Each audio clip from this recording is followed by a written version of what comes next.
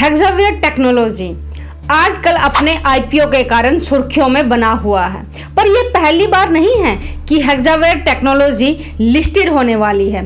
आपको पता है ये पहले भी लिस्टेड थी, बट 2021 में इसके इन्वेस्टर्स ने, प्रमोटर्स ने इसको डीलिस्ट कर दिया था।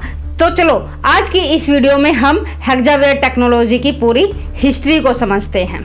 हेक्सावेयर टेक्नोलॉजी 1990 में मिस्टर अतुल निसार द्वारा स्टार्ट की गई थी, पर उस समय इसका नाम हेक्सावेयर टेक्नोलॉजी नहीं बल्कि एपटेक इंफॉर्मेशन सर्विसेज लिमिटेड होता था।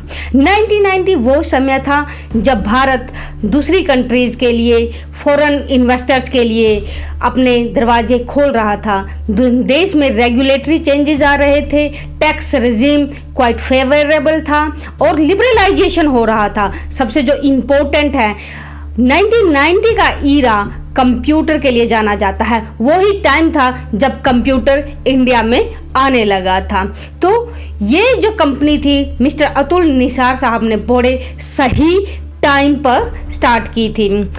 1992 में ही उन्होंने इस कंपनी को पब्लिक लिस्टेड कर दिया था और 95 आते आते इस कंपनी ने अपने operation north America and Europe में भी स्टार्ट कर दिए।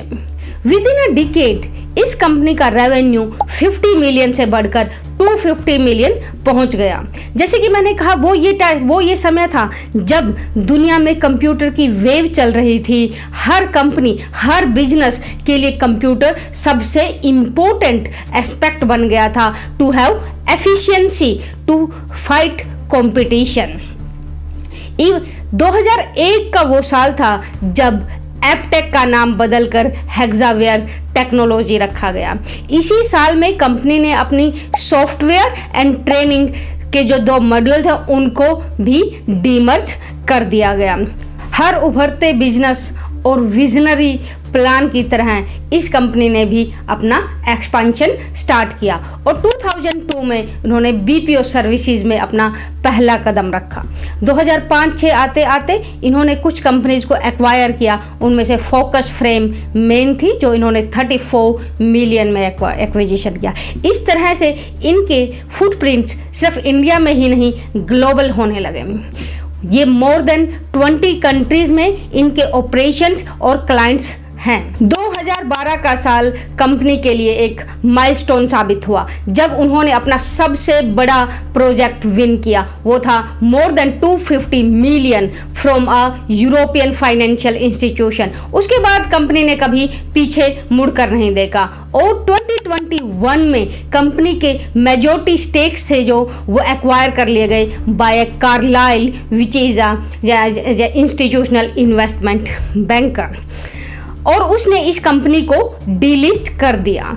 इस तरह से 1992 में जो कंपनी एपटेक से लिस्टेड हुई थी 2021 में वो डीलिस्ट हो गई, जो अब अपना दोबारा 2025 में अपना आईपीओ लेकर आई है। ये तो थी हिस्ट्री हेक्सावेयर टेक्नोलॉजी की, कैसे ये स्टार्ट हुई एज एन एपटेक, कैसे इसने अपने फुटप्रिंट जस्ट इंडिया में ही नहीं ग्लोबली भी फैलाए और कैसे इसने अपने आप को एक्सपांड किया।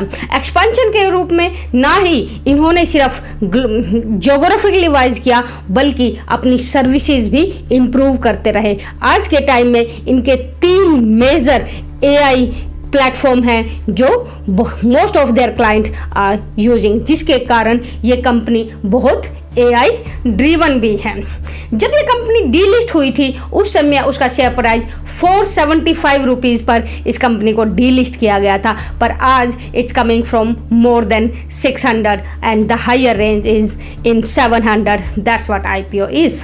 तो अब हम समझेंगे कि क्या इस आईपीओ में इन्वेस्ट करना चाहिए या नहीं करना चाहिए। ये बात तो हर किसी पर्सनल पर्सपेक्टिव है, बट हम इसकी स्ट्रेंथ एंड वीकनेस समझ सकते हैं।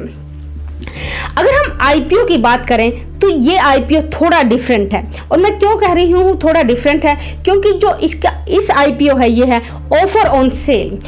इसका क्या मतलब है? इसका ये मतलब है कि जो भी इस आईपीओ से पैसा आएगा वो कंपनी को नहीं जाएगा, बल्कि उन सारे स्टेक होल्डर्स को, उन सभी शेयर होल्डर्स को जाएगा जो अपने शेयर्स इस कंपनी में बेच रहे हैं। और वो क्या है, कौन है? वो है इसके प्रोमोटर्स। आज के टाइम में जो प्रोमोटर्स हैं वो 95% से ज़्यादा होल्ड करते हैं। After this IPO their share will be drop around 74-75%। सो जो ये सारा का सारा पैसा which is more than 8,000 crore, अगर ये सक्सेसफुल होता है तो ये आईटी का सबसे बड़ा आईपीओ होगा, even bigger than the TCS which was more than 4,000 crore.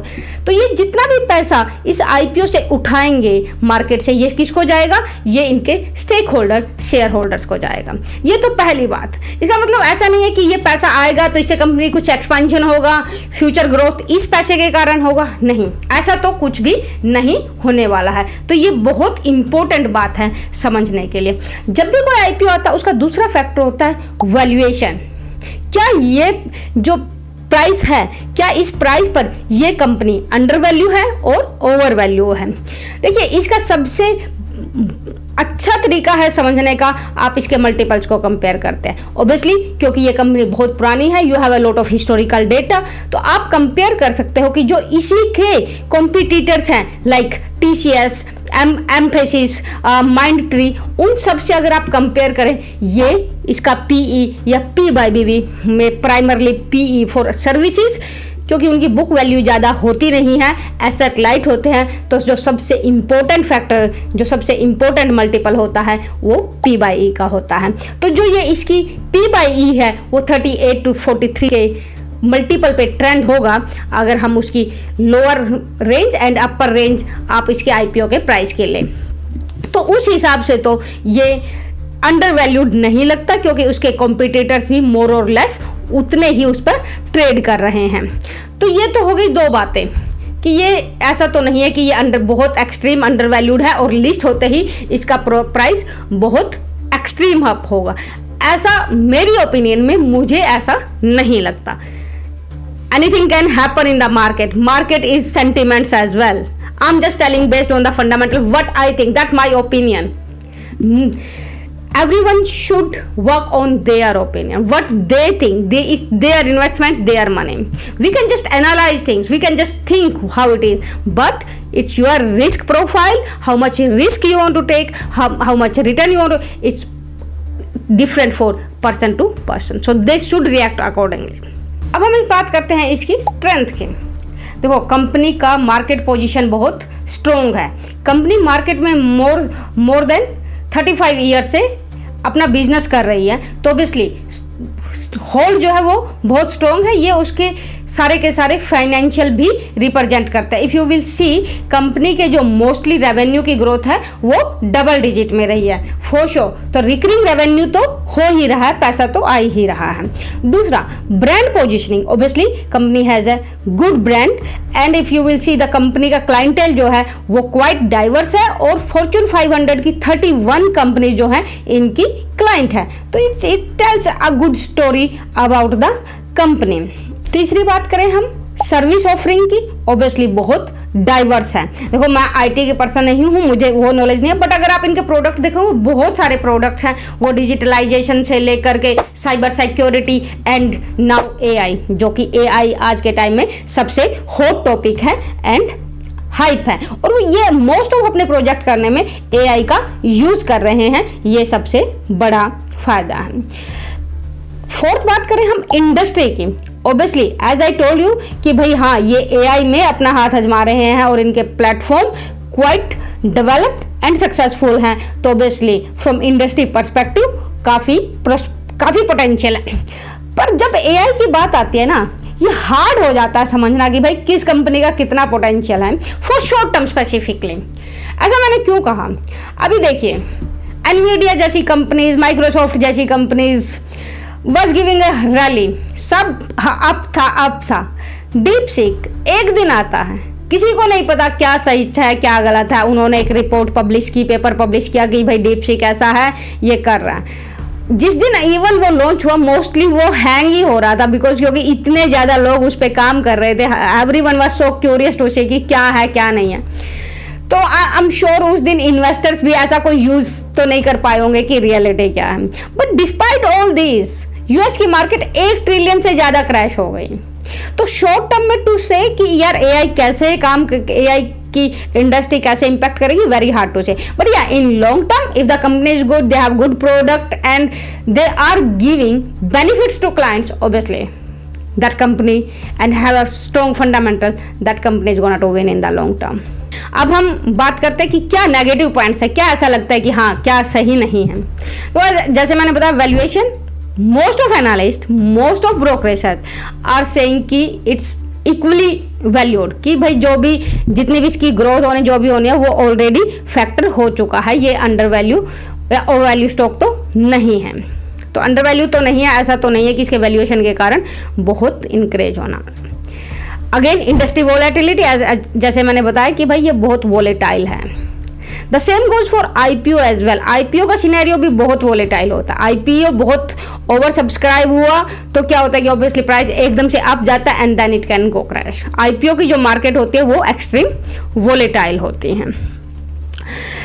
Profitability, अगर आप देखोगे क्योंकि कंपटीशन बढ़ रहा है लास्ट फ्यू इयर्स में, even though revenue has increase but their profitability has decrease, declined. अगर आप देखो it's going down 4000 2000 something, I don't exactly remember, but profitability has for sure decline.